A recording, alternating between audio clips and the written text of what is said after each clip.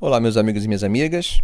Quando falamos em inverno russo, normalmente lembramos de guerra. E as mais conhecidas nesse clima, embora haja várias outras, foi a campanha de Napoleão, que entrou na Rússia com cerca de 600 mil homens e saiu com algo em torno de 30 mil, e a Operação Barbarossa, iniciada pelas tropas alemãs, em que os sobreviventes da operação saíram do território como prisioneiros dos russos que marchavam em direção a Berlim, que foi tomada pelas tropas de Moscou no início de abril de 1945, com a participação dos poloneses, uma vez que o comandante supremo do exército polonês pediu a George Zhukov, em nome do partido do governo polonês, que aceitasse a participação de uma unidade do exército polonês no assalto a Berlim.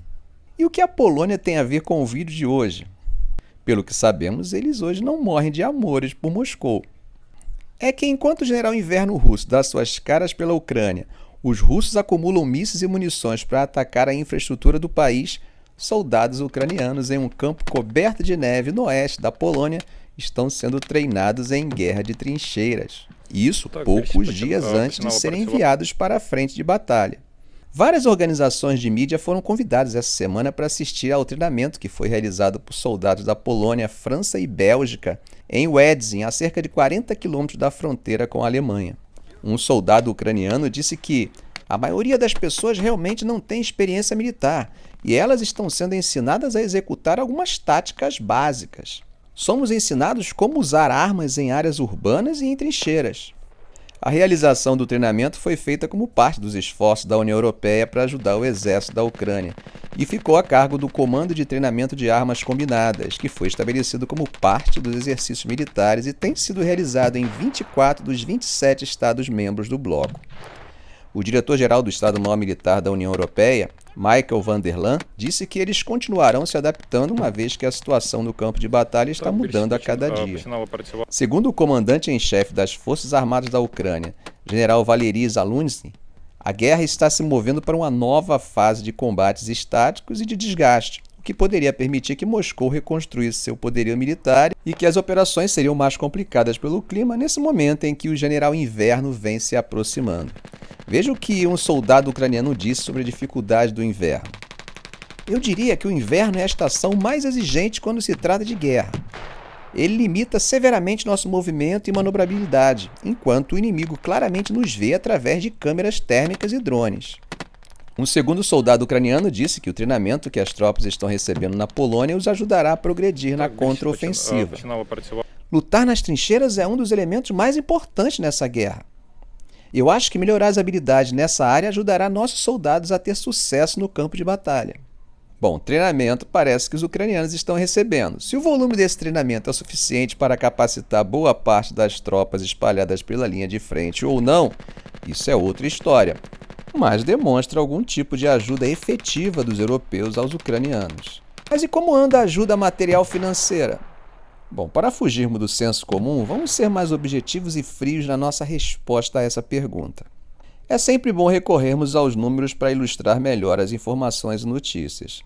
E quando falamos sobre a diminuição da ajuda ocidental à Ucrânia, parece às vezes mais um discurso idiosincrático ou torcida do que simplesmente a reprodução de fatos.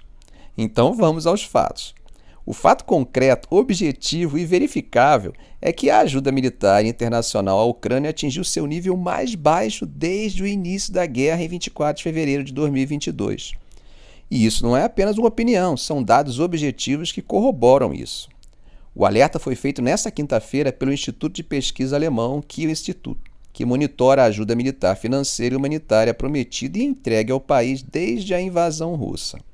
Como já cansamos de dizer aqui no canal, os Estados Unidos e a União Europeia têm financiado a maior parte do apoio militar, mas ultimamente, tanto um quanto o outro têm se tornado alvo de divergências políticas que dificultam a adoção de novos compromissos. Segundo o Instituto, as promessas de ajuda atingiram seu nível mais baixo entre agosto e outubro de 2023, uma queda de quase 90% em comparação com o mesmo período de 2022. Para vocês terem a ideia quanto aos novos compromissos assumidos, entre o início de agosto e o final de outubro, somam 2,11 bilhões de euros, que representam 87% de declínio em relação ao mesmo período do ano passado. Se consideramos períodos trimestrais, este é o valor trimestral mais baixo desde o início da guerra. Mas você acha que são só países que cooperam com a Ucrânia em sua resistência contra os russos? Pois tanto o Banco Mundial quanto o FMI se juntam aos estados aliados de Kiev.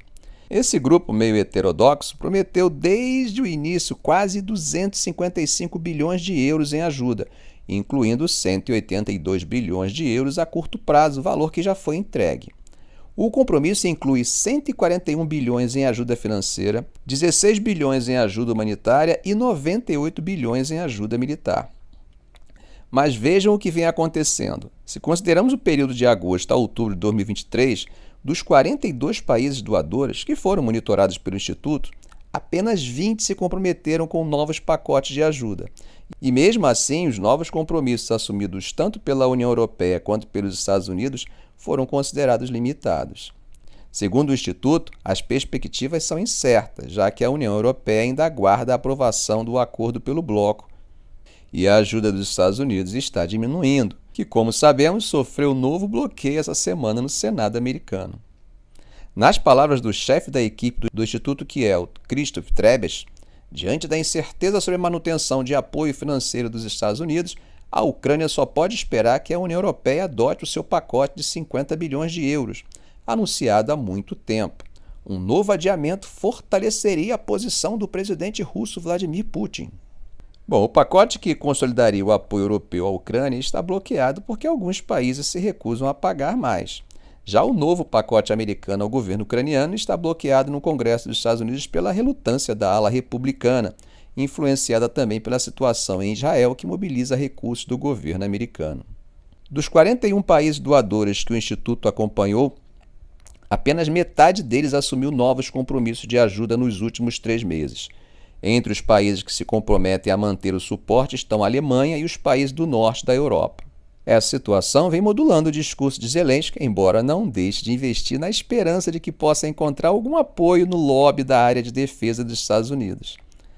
Nesse sentido, basta lembrarmos do vídeo de ontem, quando contei para vocês sobre a lista de equipamentos militares apresentados durante uma sessão fechada de uma conferência em Washington na quarta-feira, que contava com a presença de autoridades do governo e interessadíssimos executivos da indústria de defesa. Essa guerra parece que ainda vai durar bastante, apesar de seus custos financeiros e de vidas humanas. Quando a Rússia invadiu a Ucrânia em fevereiro do ano passado, poucos observadores imaginavam que a guerra ainda estaria em andamento hoje.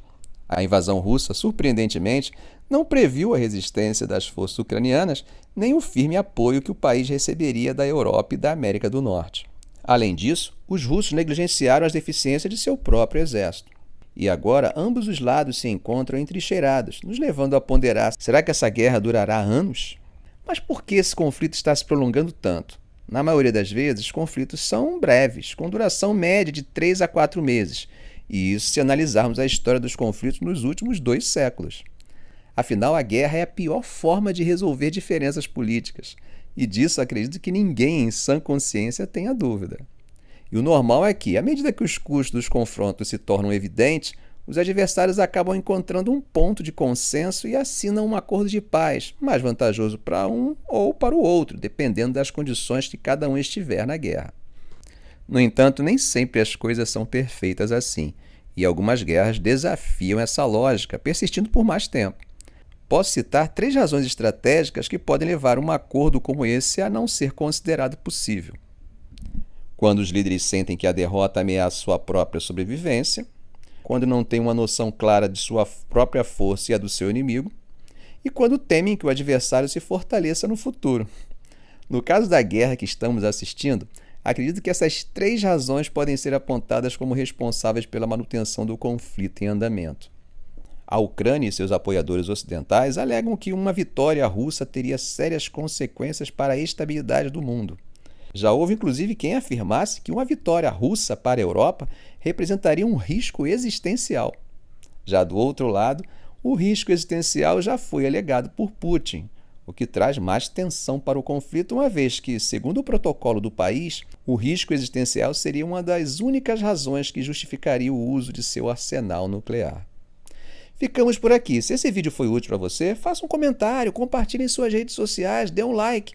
E é claro, se ainda não for inscrito, inscreva-se no canal e ative o sininho.